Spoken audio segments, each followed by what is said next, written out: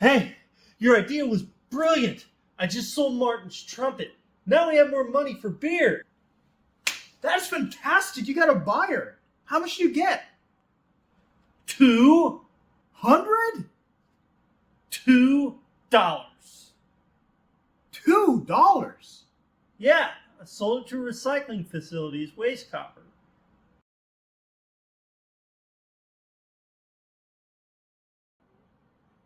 Yeah, beer money. Nice.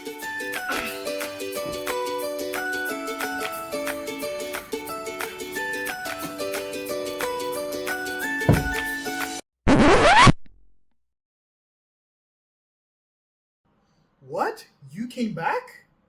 Oh, we just sold your truck. We missed you playing the trumpet. Where were you? We haven't seen you for a whole month. I was on vacation. Ooh, vacation.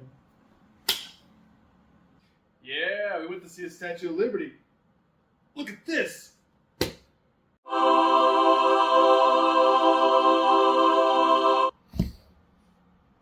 I never thought I'd get to hold the Statue of Liberty in my hands. How did you get this plastic thing? No, this is a replica. The real Statue of Liberty is in Staten Island, New York, and it is made of copper, not plastic. If it's made out of copper, why is it green? The real Statue of Liberty is green. No, copper is definitely brownish orange. Well, the Statue of Liberty is definitely green and definitely made out of copper. But I just sold your Yes. Copper is brownish orange. However, it can gradually rust in air, forming a green coating called patina. Rusting is the oxidation of copper in the presence of an oxidant, which is oxygen in the air. Oxidations are occurring all around us. When an atom loses electrons, it is being oxidized. And in this case, the copper metal is losing electrons during a reaction with oxygen. Okay, so what does oxidation have to do with patina and the green Statue of Liberty? Well, when copper metal is left exposed to components in the atmosphere for long periods of time, oxidation can occur, and the copper develops the characteristic blue-green coating we are calling patina. And patina growth on copper can be accelerated with increased atmospheric concentrations of sulfur dioxide brought on by industrialization. So let's look at what reactions are happening to the Statue of Liberty. Initially, copper reacts with oxygen to form cuprite. Cuprite can then further react with more atmospheric oxygen to form tenorite.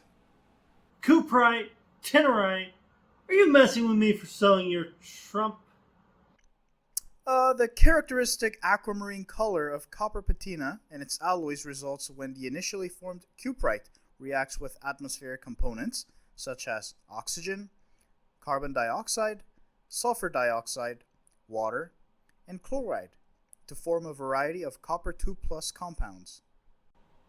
Brochantite, antlerite, atacamite, and cuprite are the main compounds found in the blue-green coating on the Statue of Liberty.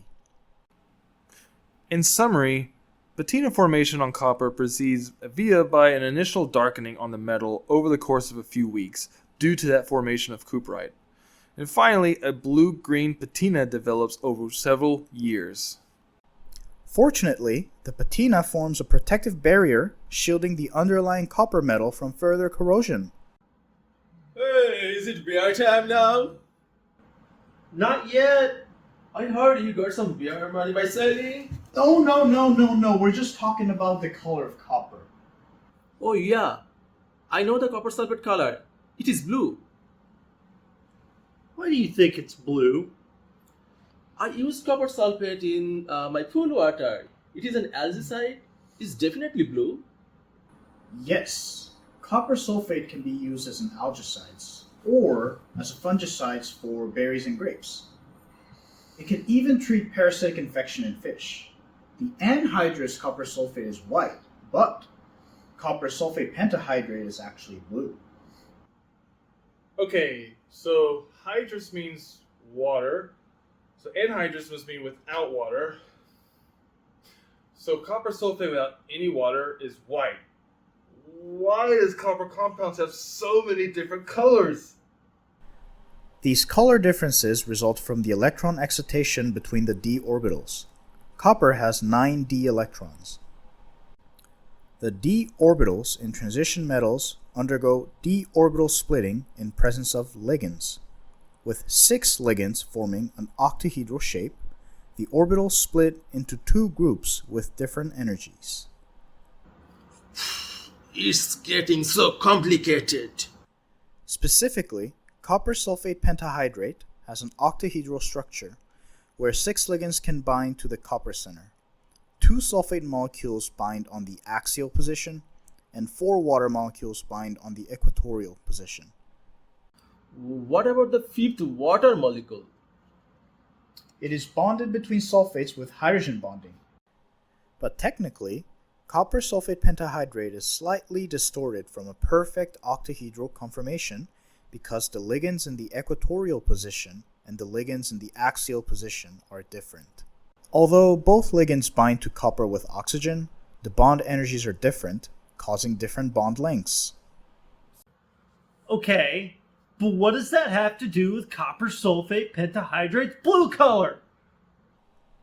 I'm getting there. Do you remember the d orbital splitting?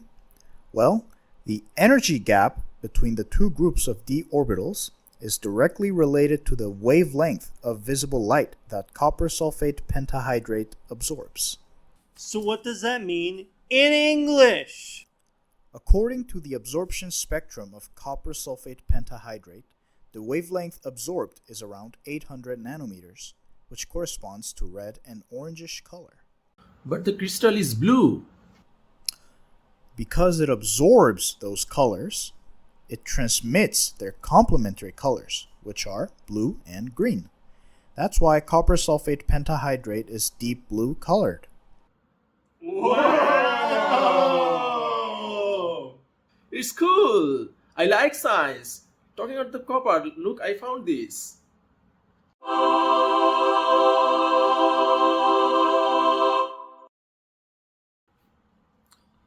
You see, this part is pure copper.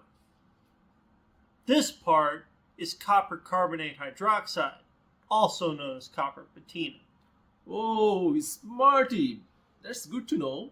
But how can I remove this greenish stuff, the copper patina? Oh, I know. So you can remove this with vinegar. When copper carbonate hydroxide reacts with acetic acid, the copper carbonate will decompose, producing carbon dioxide, water, and copper acetate. Copper acetate is a blue-colored salt which is soluble in water. That's why it's removed from the copper in aqueous acetic acid, or vinegar. Cool. Let's do it. Do you have some vinegar in your kitchen? Well, no. So, you see, I traded it for beer yesterday. So no more vinegar. We're out of pretty much everything but beer bottles.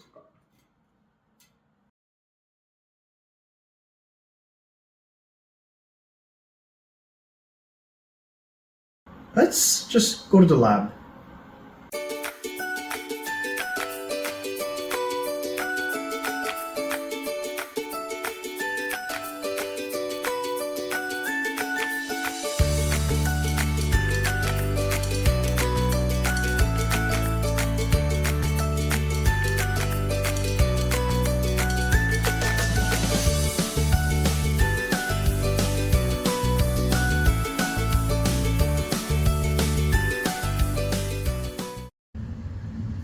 Hi, Nate.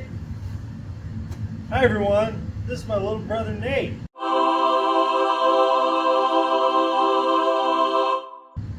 undergraduate student here at UA Fayetteville. Hey, what are you doing here? Oh, I'm just doing some research measuring the amount of elemental copper in the sample. What? How is that even possible? This is an atomic absorption spectrometer. There are 3 different types of atomic spectroscopy: emission, absorption, and fluorescence.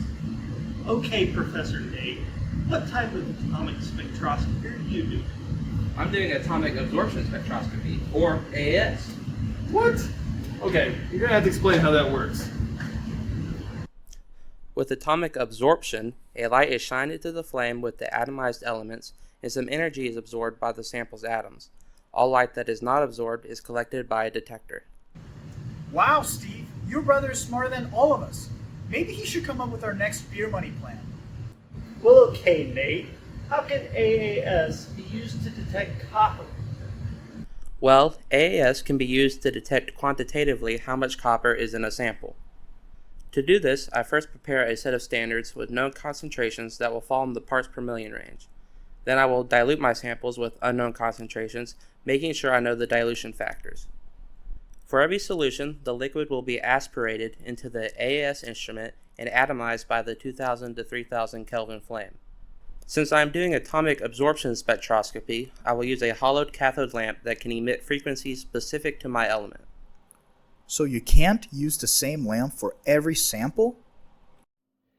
Exactly. The hollow cathode lamp will emit a narrow band light that has its maximum where my atomized copper absorbs, and the sample will absorb that light.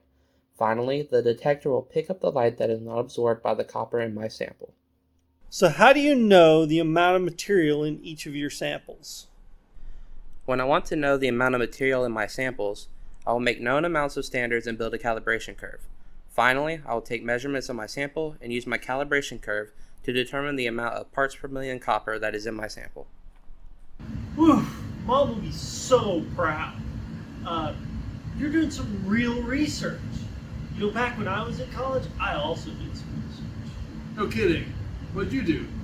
I went to every brewery in town trying to find the cheapest beer.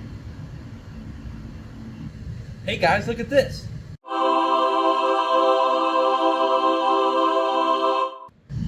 These are copper nanoparticles I made in the lab. Look at the nice reddish brown color. Oh, why is it red now? This arises from the phenomenon called localized surface plasmon resonance. We compute this all the time in graduate school. So why did you guys come here? My friends here want to borrow some acids to clean up some patina on copper. Oh yeah, we have some in the cabinet. Let me go ask my professor for permission.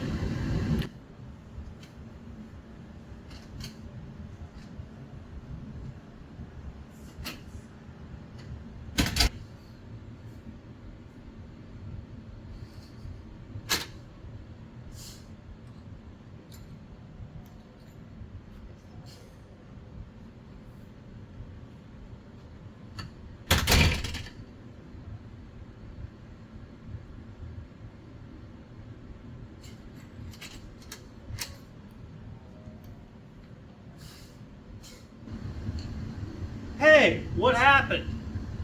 My professor just found a trumpet at a recycled copper center, and she's showing off her skills, and that is really... Oh, that's gotta be Martin's trumpet. I sold his scrap metal. You what? Sam told me to do it.